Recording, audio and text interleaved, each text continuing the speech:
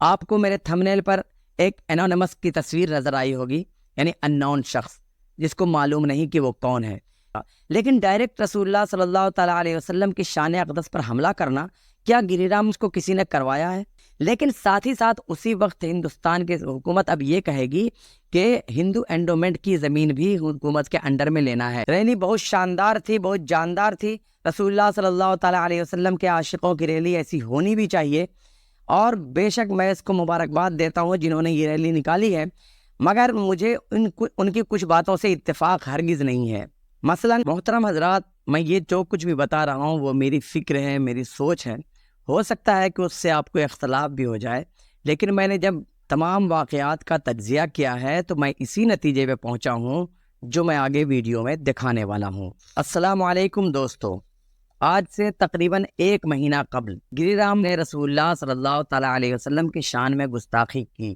اس کے کچھ ہی دنوں کے بعد وقف بورڈ کا معاملہ سامنے آیا، اور پھر JPC نے وقف سے متعلق مسلمانوں کی رائے جاننے کی کوشش کی تو بہت سے مسلمانوں نے بڑھ چڑھ کر حصہ لیا اور اپنی اپنی رائے کا اظہار کیا، اور پھر اس کے بعد ممبئی کے لیے ایک ریلی نکلتی ہے جو امتیاز جلیل صاحب لے کر کے نکلتے ہیں۔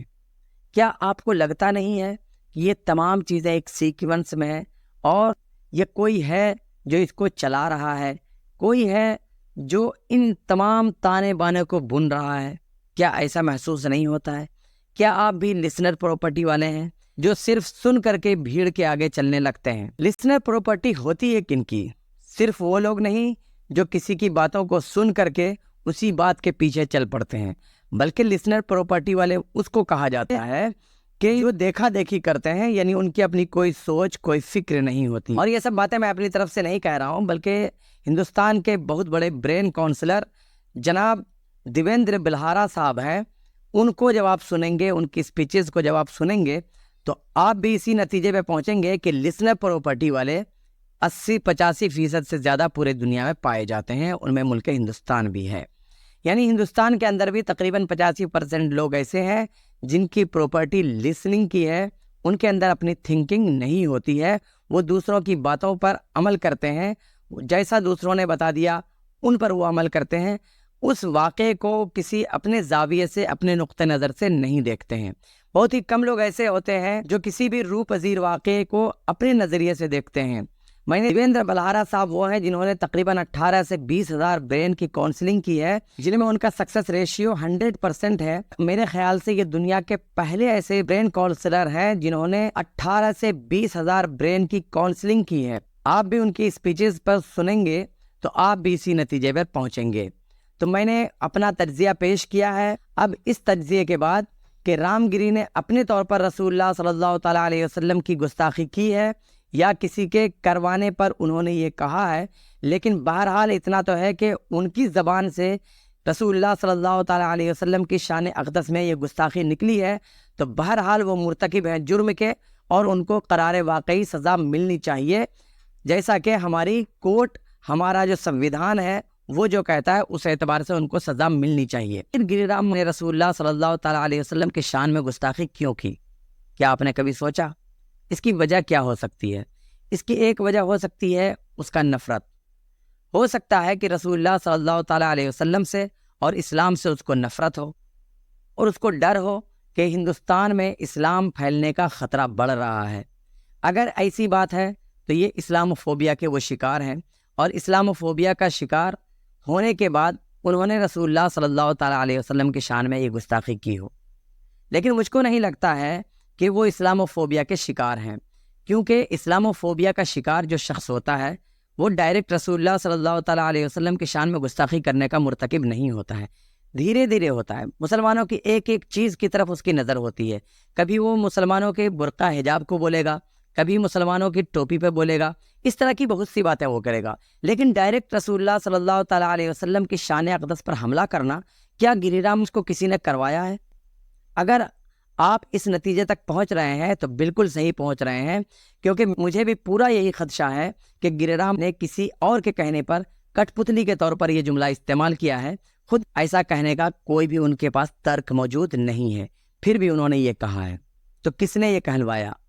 آپ کو میرے تھمبنیل پر ایک انونیمس کی تصویر نظر آئی ہوگی، یعنی ان نون شخص جس کو معلوم نہیں کہ وہ کون ہے، تو وہ کون ہو سکتا ہے؟ اس ویڈیو میں آگے جانیں گے کہ وہ آخر ہے کون جس نے گیرا یہ سب کہلوایا ہے۔ پھر اس کے بعد وقف کا معاملہ آتا ہے۔ پارلیمنٹ میں ایک بل پاس کیا جاتا ہے کہ وقف جو ہے اس کو گورنمنٹ کے انڈر کر دیا جائے گا، یعنی اس میں کچھ گورنمنٹ کے افراد بھی رہیں گے۔ تو جب وقف کا معاملہ سامنے آتا ہے تو پورے ہندوستان میں ایک شور سا بپا ہوتا ہے، اور پورے ہندوستان کے مسلمان ایک جٹ ہو کر کے وقف کو بچانے کی کوششوں میں لگتے ہیں، اور آخر کار جب خوب زیادہ مخالفت ہوتی ہے تو یہ فیصلہ چلا جاتا ہے JPC کے پاس، یعنی joint parliamentary committee. Joint parliamentary committee ہوتی کیا ہے؟ جوائنٹ پارلیمنٹری کمیٹی کے پاس وہ اختیارات ہوتے ہیں جو سپریم کورٹ کے پاس بھی نہیں ہوتے، یعنی اگر جوائنٹ پارلیمنٹری کمیٹی نے کوئی فیصلہ دے دیا تو پھر اس کو سپریم کورٹ میں بھی چیلنج نہیں کیا جا سکتا، سپریم کورٹ بھی اس کو بدل نہیں سکتا ہے، یعنی سپریم کورٹ سے بھی اعلیٰ ہوتا ہے joint parliamentary committee. Joint parliamentary committee وہ چیز ہے، جب راہل گاندھی پر آروپ لگا تھا تو انہوں نے جوائنٹ پارلیمنٹری کمیٹی کی مانگ کی تھی، ان کو نہیں دیا گیا۔ جب اڈانی پر اتنے بڑے اسکیم کا الزام لگا تھا، اس وقت جوائنٹ پارلیمنٹری کمیٹی کی مانگ کی گئی تو اسے یہ کیس نہیں سونپا گیا، کیونکہ ہر شخص یہ سمجھ رہا ہے، شاید ہندو اور مسلمان سب لوگ یہ سمجھ رہے ہیں کہ جوائنٹ پارلیمنٹری کمیٹی نے اگر وقف کو خارج کر دیا، یعنی وقف کو گورنمنٹ سے ملا دیا، تو ایسی صورت میں مسلمانوں کا بہت بڑا نقصان ہونے والا ہے۔ لیکن میں اس ویڈیو میں یہ بتانا چاہتا ہوں کہ وقف تو ایک چارہ ہے جو ڈالا جا رہا ہے، اصل مچھلی جو پکڑنا ہے وہ کوئی اور ہے، اور وہ مچھلی ہے ہندو اینڈومنٹ ایکٹ۔ جی ہاں، مثال کے طور پر میں کہتا ہوں کہ اگر وقف کے پاس 10 ایکڑ زمین ہے تو ہندو اینڈومنٹ ایکٹ کے پاس 100 ایکڑ زمین ہے، یعنی مسلمانوں سے بھی 10 گنا زیادہ زمین ہندو اینڈومنٹ ایکٹ کے پاس ہے، اور حکومت کی یہ کوشش ہے کہ وہ ہندو اینڈومنٹ ایکٹ کی زمین کو اپنے انڈر لینا چاہتی ہے، اور ہندو اینڈومنٹ کی زمین ڈائریکٹ وہ اپنے ہاتھ میں نہیں لے سکتی ہے، کیونکہ اگر ڈائریکٹ ہندو اینڈومنٹ کے ایکٹ کی زمین کو لیا جائے گا تو ایسی صورت میں ہندو پورے ہندوستان میں جو ہیں وہ حکومت کے خلاف ہو جائیں گے، اور خاص طور سے BJP حکومت، یہ تو عام طور پر سب لوگ جانتے ہیں اس بات کو کہ ان کے مین ووٹرز جو ہیں وہ ہندو ہی ہیں، تو اگر ہندو اینڈومنٹ کی زمین کو لیا جائے گا تو ایسی صورت میں ان کے ووٹ بینک پر بہت بڑا ضرب پڑے گا، جس کی وجہ سے ڈائریکٹ ہندو اینڈومنٹ پر ہاتھ نہیں ڈالا جا سکتا۔ اس کے لیے چارے کے طور پر استعمال کیا جا رہا ہے وقف بورڈ کو، کیونکہ وقف بورڈ کو اگر ہندوستان کی سرکار سے ملا دیا جائے گا، گورنمنٹ سے ملا دیا جائے گا، اور وقف کے اپنے اختیارات ختم کر دیے جائیں گے، تو ایسی صورت میں ہندو خوش ہو جائیں گے کہ واہ، وقف کو حکومت نے اپنے انڈر لے لیا، وقف ختم ہو گیا، مسلمانوں کا نقصان ہو گیا، مسلمان برباد ہو گئے، تباہ ہو گئے۔ لیکن ساتھ ہی ساتھ اسی وقت ہندوستان کی حکومت اب یہ کہے گی کہ ہندو اینڈومنٹ کی زمین بھی حکومت کے انڈر میں لینا ہے، کیونکہ اگر ہم صرف وقف کو لیتے ہیں تو اسی صورت میں مسلمان بھی مخالف ہو جائیں گے کہ ہندو اینڈومنٹ کی زمین کیوں نہیں لی، اسی لیے حکومت یہ کہے گی کہ ہندو اینڈومنٹ کی زمین بھی ہم اپنے انڈر میں لیتے ہیں، تو اس وقت ہندو یہ سوچے گا کہ چلو ٹھیک ہے، مسلمانوں کی بھی گئی، میری بھی گئی، کیا نقصان ہوتا ہے۔ لیکن جب آپ حقیقت جانیں گے تو چونک جائیں گے، کیونکہ وقف کے ساتھ کچھ نہیں ہونے والا ہے، صرف اور صرف ہدف جو ہے وہ ہندو اینڈومنٹ ایکٹ ہی ہے۔ وقف کے ساتھ زیادہ سے زیادہ یہ ہو سکتا ہے کہ وقف کے جو چیئرمین ہیں ان کو ملا لیا جائے اور ان کے ساتھ مل کر کے بزنس کیا جائے، اس سے زیادہ کچھ نہیں، کیونکہ وقف جو ہے وہ قانونی طور پر بہت زیادہ مضبوط ہے۔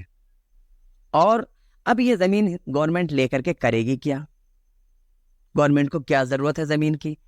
گورنمنٹ کے پاس اتنی کروڑوں ایکڑ کی زمین پڑی ہوئی ہے، لیکن وہ تو کچھ کر نہیں رہی ہے، تو گورنمنٹ کے پاس آلریڈی زمین گورنمنٹ والی ہے، اس کے باوجود بھی وہ کچھ نہیں کر رہے ہیں، تو اس زمین کا ہوگا کیا؟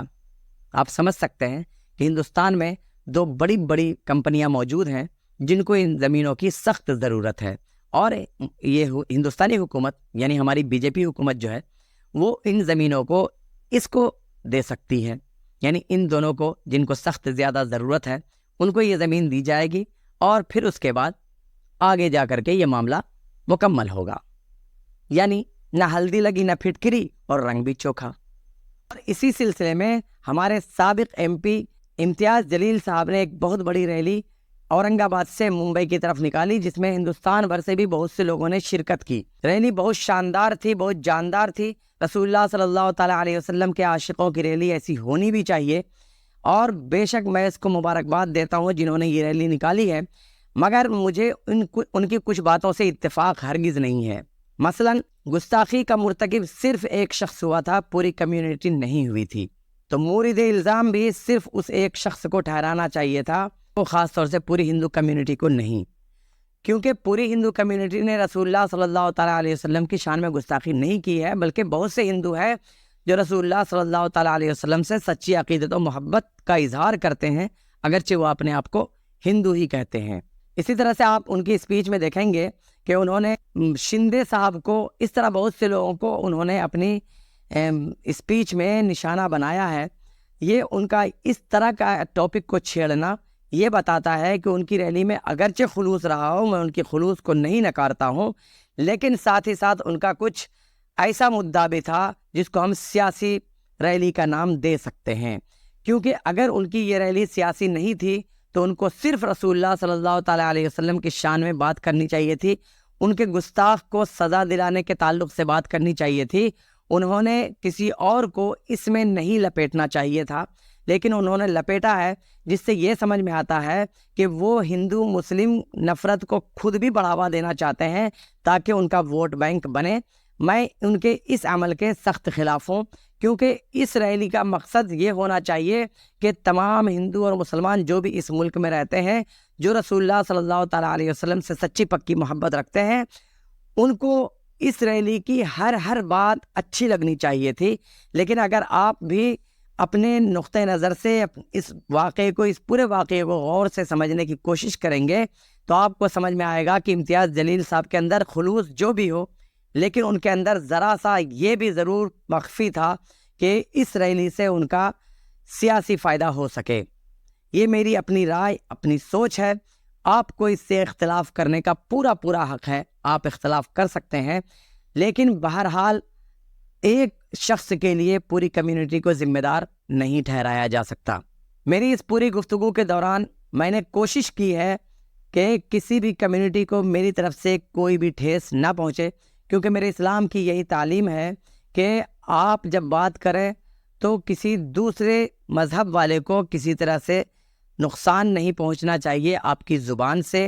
میں نے کوشش یہی کی ہے کہ میری زبان سے کسی بھی غیر مذہب والے کو، جو اسلام کے ماننے والے نہیں ہیں، ان کو بھی میری باتوں سے تکلیف نہ پہنچے۔ امید ہے کہ ایسا کچھ نہیں ہوا ہوگا، اور اگر ہوا ہو تو اس کے لیے میں معذرت خواہ ہوں، اور اگر آپ لوگوں کو لگتا ہے کہ میری یہ رائے غلط ہے تو آپ کمنٹ باکس میں اس کا اظہار کر سکتے ہیں، اور اگر میری یہ باتوں سے آپ اتفاق کرتے ہیں، جو میری اپنی رائے ہے، میرا اپنا تجزیہ ہے، تو آپ اس کو ویڈیو کو شیئر کریں، لائک کریں، دوستوں احباب سے شیئر کریں، نئے ہو تو چینل کو ضرور سبسکرائب کر لیں۔ السلام علیکم ورحمۃ اللہ وبرکاتہ۔